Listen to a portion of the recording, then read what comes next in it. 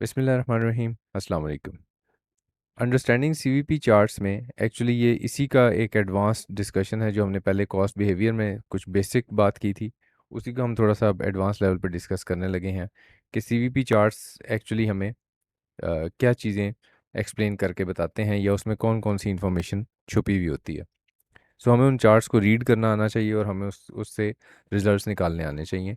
Again ये data वही है जो हमने अभी थोड़ी देर पहले कॉस्ट बिहेवियर वाले टॉपिक में डिस्कस किया था। So the same table has been copied here और इससे हम तीन डिफरेंट चार्ट्स जो हैं वो बनाएंगे। One is the conventional one is the conventional break even point chart, इसको हमने बोला है कि आमतौर पे break even point find out करने के लिए हम total sales, total fix cost और टोटल वेरिएबल कॉस्ट, इन तीन एलिमेंट्स को देखते हैं।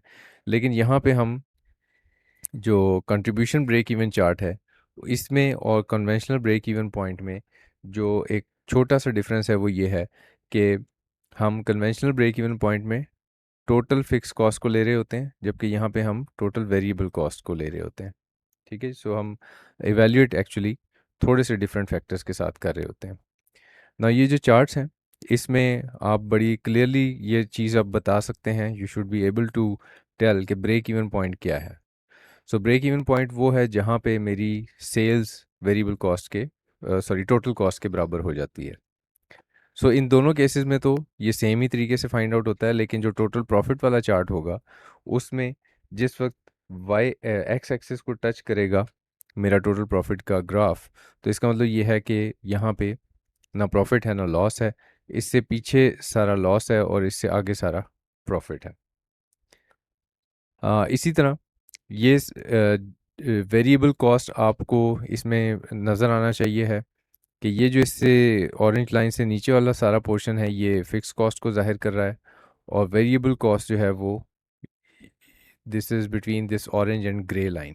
सो ये सारी वेरिएबल कॉस्ट है जो कि लेवल ऑफ प्रोडक्शन के साथ साथ बढ़ रही है।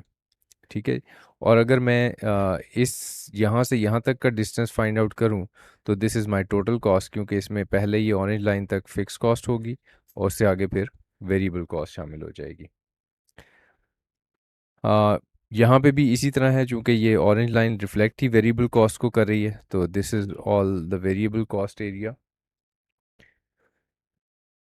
This is the profit area, क्योंकि यहाँ पे जो ग्रे लाइन है वो टोटल कॉस्ट को जाहिर करती है, तो टोटल कॉस्ट से सेल्स का जितना भी फासला है वो प्रॉफिट को जाहिर करता है। जितना ही फासला ज़्यादा होता जाएगा उतना ही, क्योंकि अब इसके बाद अब जैसे जैसे लेवल ऑफ प्रोडक्शन बढ़ाते जाओगे ये गैप बढ़ता ही जाएगा और प्रॉफिट जो है वो ज़्यादा होंगे। और इससे पीछे जितना है between the grey and the blue line, this is the loss. Now you should be able to observe following in these graphs. आपको ये चीज़ें, इस ग्राफ्स को देखकर आप ये चीज़ें अगर समझ रहे हैं तो इसका मतलब आपको इन ग्राफ्स की अंडरस्टैंडिंग, इन चार्ट्स की अंडरस्टैंडिंग अच्छी है। सबसे पहला पॉइंट ये है कि total sales revenue lines rises in a straight line from the origin. Origin basically zero point होता है जहाँ पे एक्स एक्सिस और वाई एक्सिस की वैल्यू ज़ीरो होती है। तो बिल्कुल जहाँ पे भी आप देखें सेल्स को इंक्रीजिंग ट्रेंड नज़र आ रहा है आपको। At point zero the variable cost is zero. Of course variable cost zero होगी एट पॉइंट ज़ीरो पे। क्योंकि जब आप कोई प्रोडक्शन यूनिट बना ही नहीं रहे तो वेरिएबल कॉस्ट डेफिनेटली ज़ीरो होना चाहिए है। सो ये आपको यहाँ पे नज़र आ रहा होगा। अगर मैं इसको एक स्टेप और पीछे ले जाऊँ तो ये ज़ीरो को टच करेगा। इट मीन्स के this is at point zero, variable cost zero होगी अगर मेरे यूनिट्स ऑफ प्रोडक्शन ज़ीरो हों। और इसी तरह जो वेरिएबल कॉस्ट है इस गैप का नाम है, तो यहाँ पे जब ये फिक्स कॉस्ट को टच कर जाएगी ज़ीरो पॉइंट के ऊपर, यानी मेरे जब कोई प्रोडक्शन यूनिट नहीं होगा, एक स्टेप अगर मैं पीछे आ जाऊँ तो इफ यहाँ पे variable cost will become zero. As volume is increased, total variable cost shows a tendency of being increased. बिल्कुल ऐसे ही आपको नज़र आना चाहिए कि जैसे जैसे हम वॉल्यूम ऑफ प्रोडक्शन बढ़ाते हैं, these are the units of production जो हमें नज़र आ रहे हैं एक्स एक्सिस के ऊपर, कि जैसे जैसे आप वॉल्यूम इंक्रीज़ करते हैं टोटल वेरिएबल कॉस्ट जो है वो आपको बढ़ती हुई नज़र आएगी।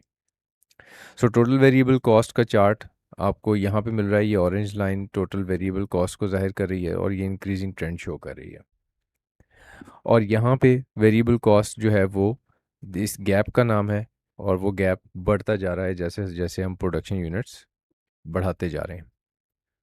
The difference between the total cost curve and the variable cost curve indicates the fixed cost. अब अगर आप टोटल कॉस्ट और वेरिएबल कॉस्ट, ये आप देखें, टोटल कॉस्ट और वेरिएबल कॉस्ट, ये हमारा जो ग्रे लाइन है ये टोटल कॉस्ट है और ऑरेंज वेरिएबल कॉस्ट है। सो इनका जो डिफरेंस है this is the fix cost. तो इसका मतलब अब मैं ये कह सकता हूँ इस सेंटेंस को पढ़ने के बाद कि ये सारा जो एरिया है this is the fix cost, और आप देखेंगे कि ये फिक्स्ड है ये डिस्टेंस, क्योंकि ये फिक्स कॉस्ट को जाहिर कर रहा है। Total contribution at break even point is shown as exactly equal to fix cost. Break even point के ऊपर जो आपका कंट्रीब्यूशन है वो एग्जैक्टली इक्वल है फिक्स कॉस्ट के at break even point. So this is the break even point, this is the break even point and this is the break even point.